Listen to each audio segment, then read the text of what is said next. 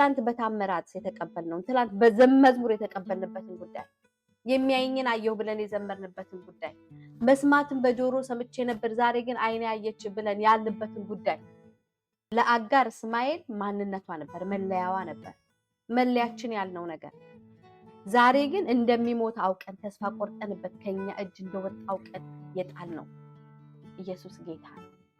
የኛ መጨረሻ የእግዚአብሔር መጀመሪያ ነው። እኛ ሲሞት አልየው ብለን ስንጥለው እግዚአብሔር አንስቶ ህይወት ይዘራበታል። እግዚአብሔር እንደገና አምላክ ነው። እግዚአብሔር የብዙ ድሎች አምላክ ነው። እንደገና መጥቶ አንሺው ይላል። እንደገና መጥቶ አንሳው ይላል። ይሞታል ብላችሁ የፈራችሁት ነገር አይሞትም። አልየው ብላችሁ አርቃችሁ የጣላችሁት ነገር ዛሬ እግዚአብሔር ቃል ይመጣበታል። አንሺው አንሳው ይላችኋል።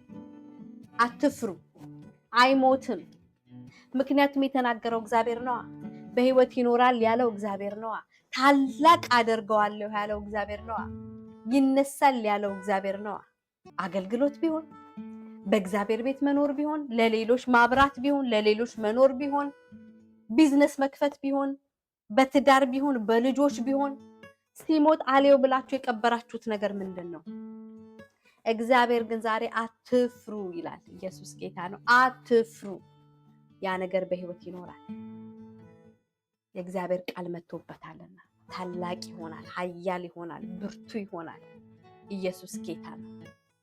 አምላካችን ትላንትና ዛሬም እስከ ዘላለምም ያው ነው።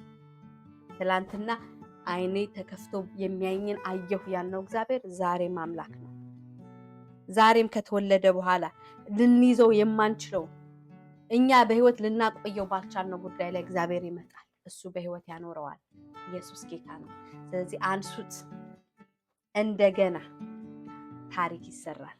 እንደገና ታሪክ ይቀየራል። ኢየሱስ ጌታ ነው።